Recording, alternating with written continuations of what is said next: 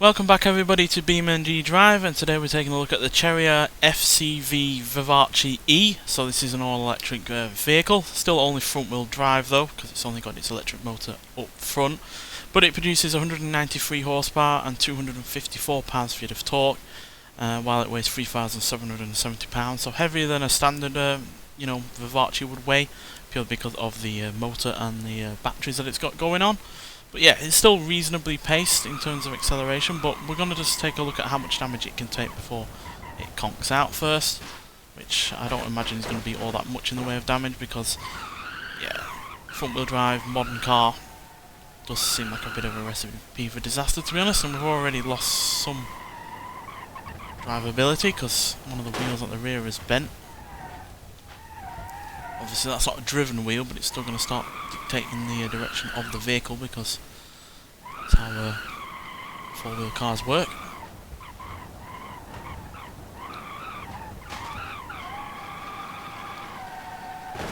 Ooh, there goes the bumper, but at least it's come off alright, without damaging any more wheels.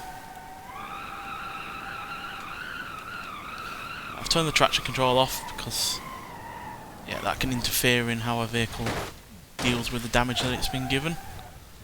You can pretty much stop a car just because it can't gain traction on one wheel. Because this does not have a good diff or anything like that, that would hamper its ability to drive.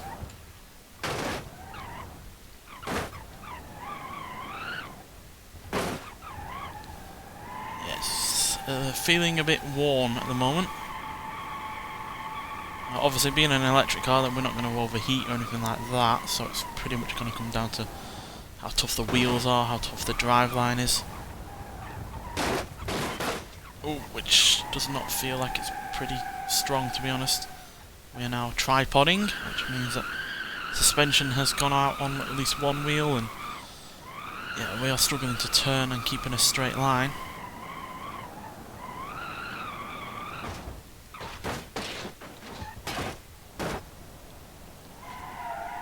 That front left wheel is extremely poorly. I do not think this car is much long for the world now.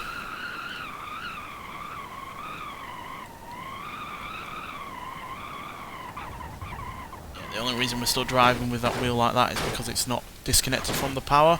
It's disconnected in terms of steering, but we're still able to drive because it's still a driven wheel. Probably not for much longer though. Stopping us from being able to turn, to be honest. Oh dear. Oh. Does have an impact detection thing going on though, which is obviously helpful if you have an accident. Means the car's not going to continue rolling on forwards.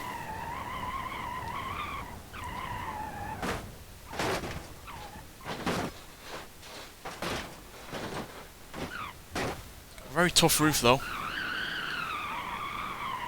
which, when you consider how much we've done to the car, is pretty impressive, but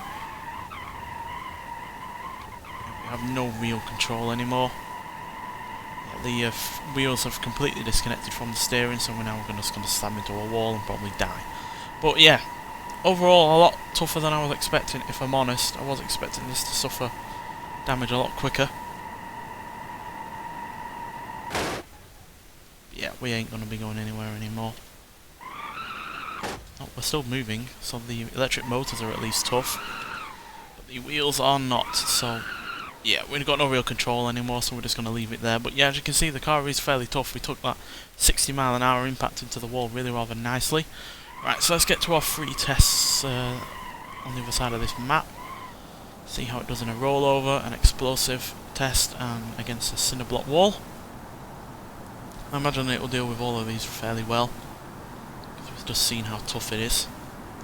So let's see if it can manage.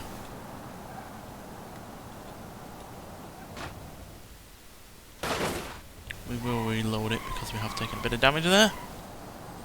So fair to the car. So we'll just reload.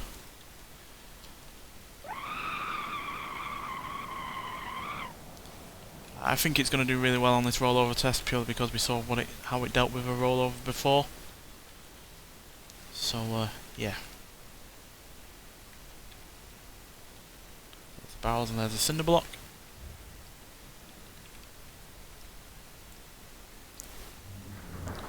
Main concern is those wheels at the rear, which are really rather quite weak, as you can see.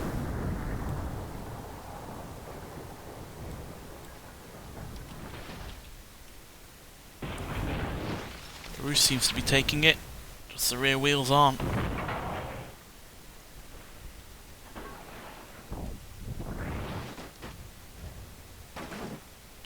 Does roll good though, and at least we don't have to worry about starvation of oil, being an all-electric car. Yeah, it is a heavy beast, so we're going to have to struggle a little bit to get it over.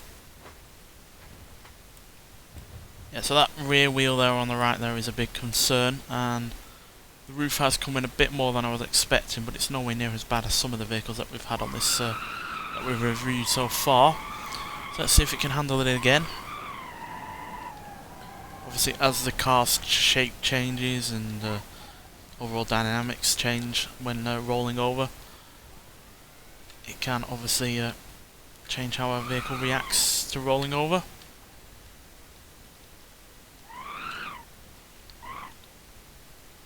It doesn't seem to like going up ramps all that slowly, to be honest. We've slightly come off, so let's just pick ourselves up. Yeah, we've also punctured a tyre as well, unfortunately, but that's the way it goes sometimes. Right, so let's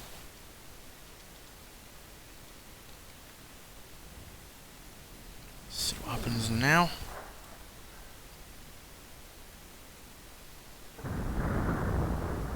That roof is still holding up fairly well. Didn't roll as hard as as many times that time. Yeah, we are suffering in terms of wheel damage quite a fair bit right now. I have damaged this car to a certain extent where the whole axle at the rear has started to come away, because it's, you know, not independent suspension or anything like that. What one wheel does, the other one does. At least I don't think it is independent rear suspension. Didn't look it when I damaged the vehicle to a certain extent. Right, final rollover. See if it survives any better. Oh well, we've lost the whole front wheel now by the looks of things.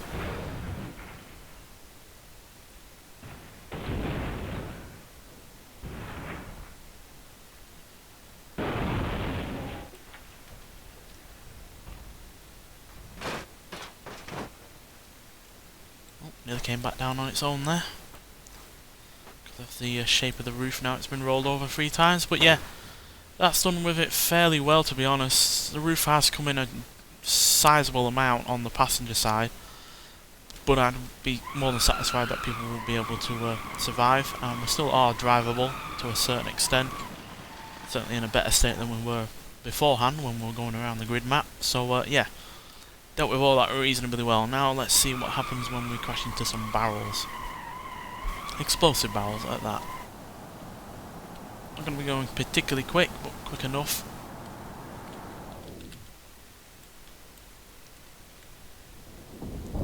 Oh, I don't think it's going to be driving anywhere, to be honest. One of the doors have opened up, which is not good.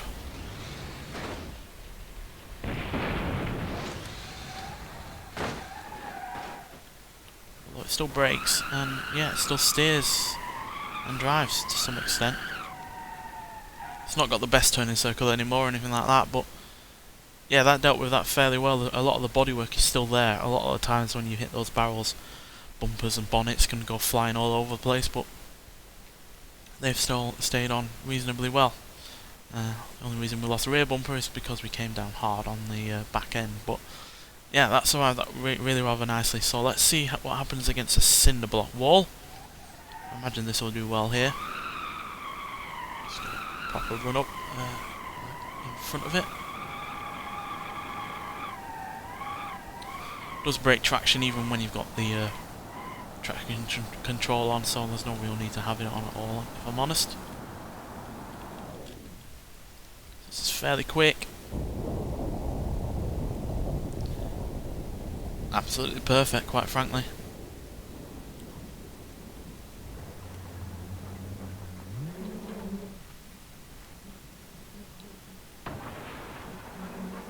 Yeah, that got away with that really nicely. Even if a few of the bricks came down on the roof and heard it. Now, obviously, this has a really rather big sunroof, panoramic sunroof. So if any in real life came down on there, then that would go through into the passenger compartment. But I don't think this game simulates that happening, to be honest. No, it doesn't. So, yeah, that is a bit of a flaw, but overall the shape has stayed the same, and yeah, the car has taken the damage and not the passengers or driver. So, yeah, let's get on to the crash haul and see how it handles a 30, 40 and 60 mile an hour offside impact. Right, so here we are at the crash haul, so let's do our tests. So 30 mile an hour offside impact to start with. This will do this really rather well, I imagine. It's handled everything else pretty well so far. Obviously, the underneath stuff, you know, the wheel axles and wheels in general aren't the toughest of things, but in terms of actual safety, it's really nice. It's done remarkably well given what we've done to it. So I think it's going to do well here. Perfect. That's none of the side windows. Obviously the front screen has cracked and one of the quarter windows has gone as well. Yeah, both of those have, but overall that's fine. Those quarter panel windows aren't going to let out too much glass into the passenger compartment, and yeah,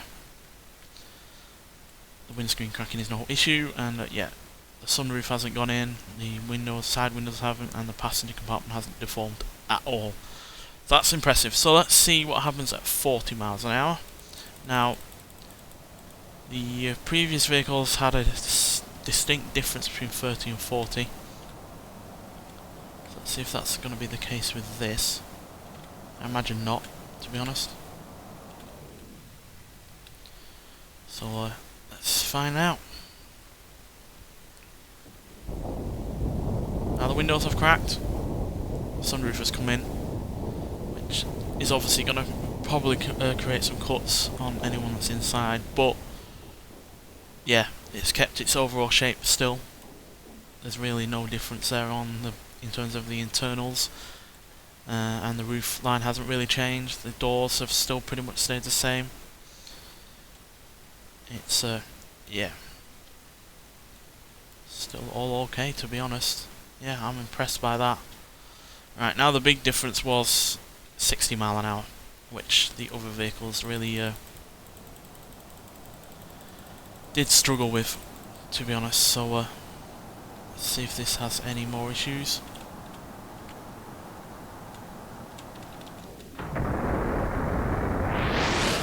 I'm going to try that again because I don't think I was perfectly centered.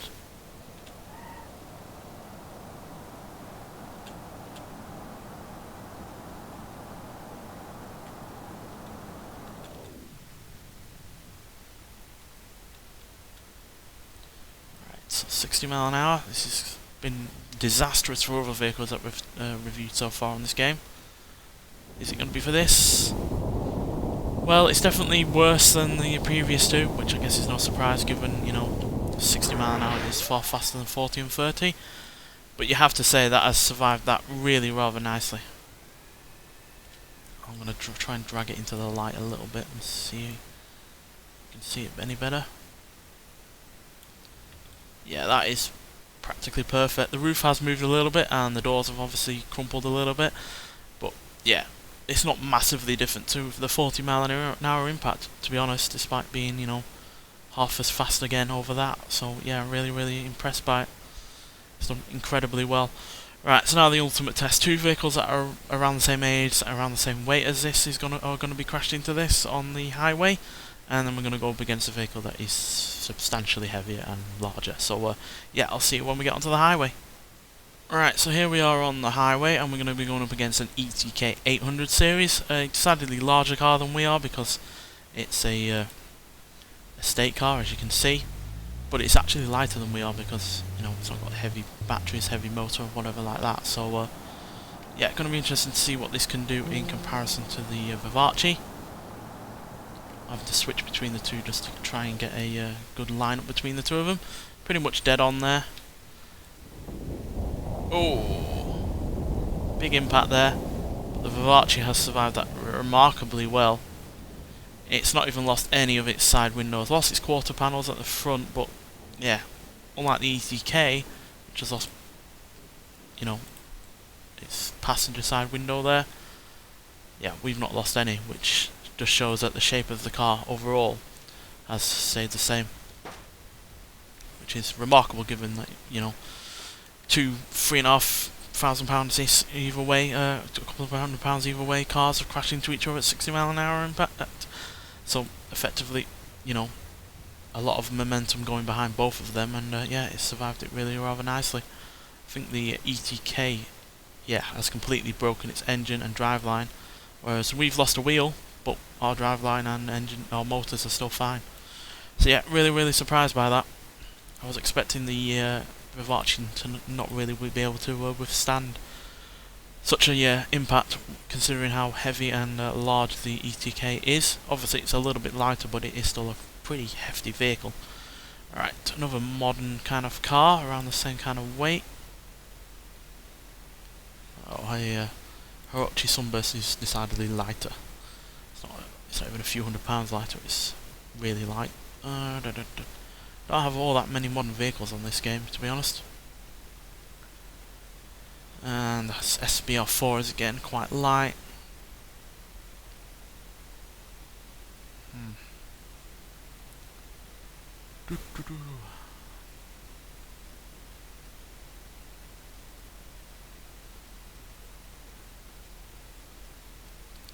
Probably missing one that I'm not seeing, to be honest.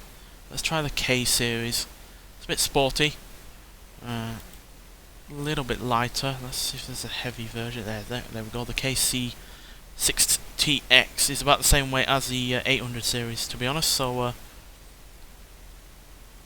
but it is smaller and a little bit more compact. So, not sure how it's gonna withstand the Vivace here, which we have for some reason the stability, the traction control on for some reason.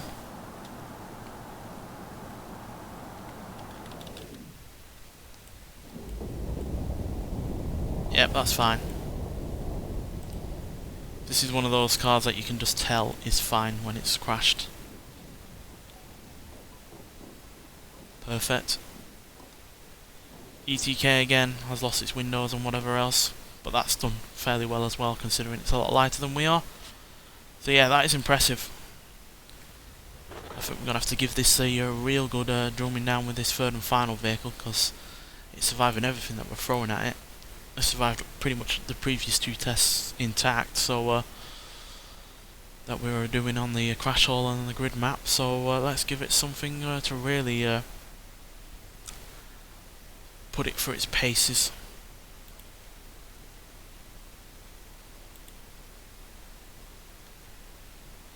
To be fair, I want to have something that I know the weight of. Right, this is a long wheelbase version of the H series, and as you can see, it weighs 5,523 pounds, which is a huge amount. Does anything else weigh a bit more than that? 5,600 pounds.